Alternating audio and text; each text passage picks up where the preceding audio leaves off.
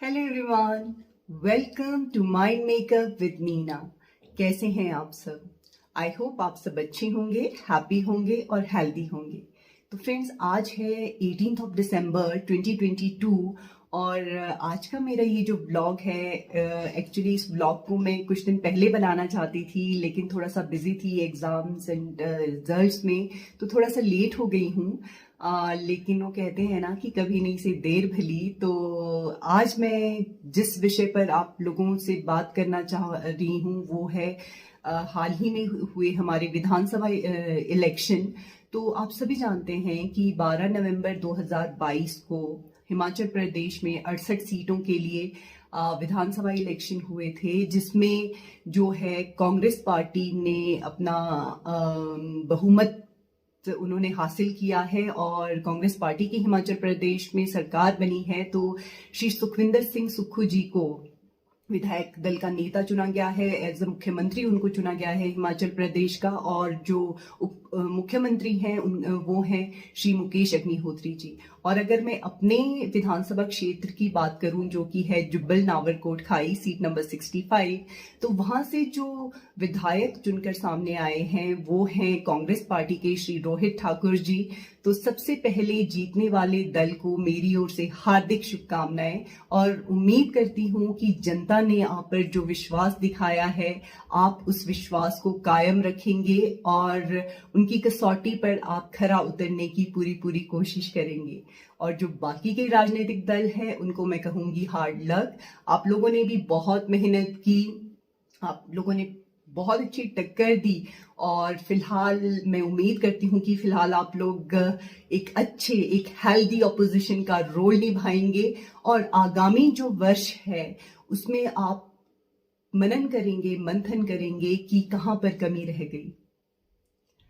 तो आज की ब्लॉग में जो मैं खास बात आपसे कहना चाह रही थी वो ये थी कि मुझे नहीं लगता, ना ही मैंने कभी सुना है कि कभी भी किसी भी राजनीतिक दल के नेता ने कोई भी ऐसी बात कही हो कि जो उनके दल के हित में ना हो। तो फिर ये जो सो कॉल्ड कार्यकर्ता है वो ऐसा कैसे कर सकते हैं?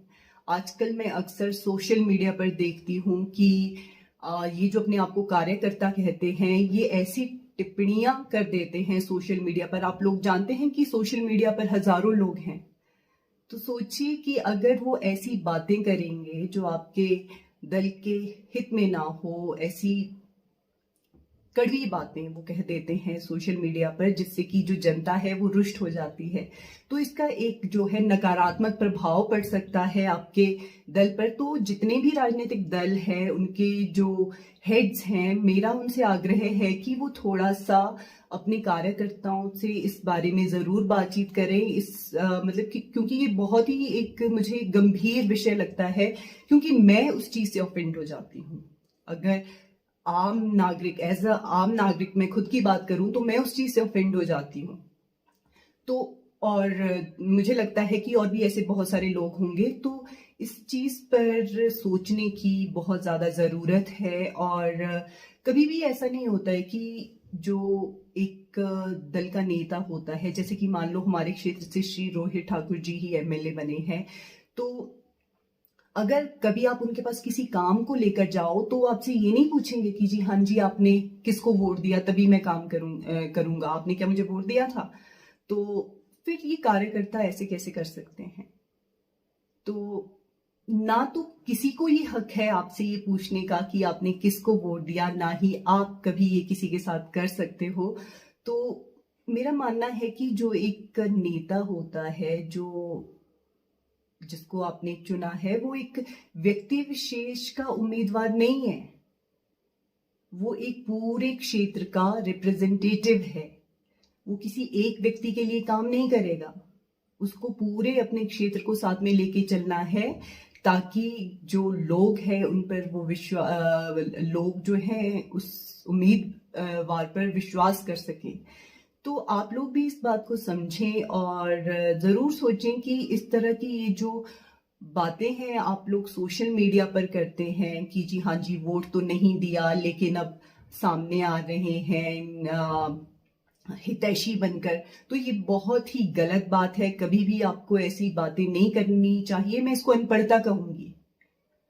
अनपढ़ता वो नहीं है कि लोगों ने पढ़ा लिखा नहीं, डिग्री नहीं है उनके पास कोई, ठीक है। अनपढ़ता मैं इस बात को कहती हूँ कि आप दिमागी रूप से अनपढ़ हो। आपके पास डिग्रीज तो हैं, आप पढ़े लिखे भी हो, लेकिन उस पढ़ाई का आप अपने जीवन में उसको इम्प्लीमेंट ही नहीं कर रहे हो। आप ऐसी बातें कर जाते हो जिससे आपकी अनपढ़ता साफ साफ जाहिर हो जाती है।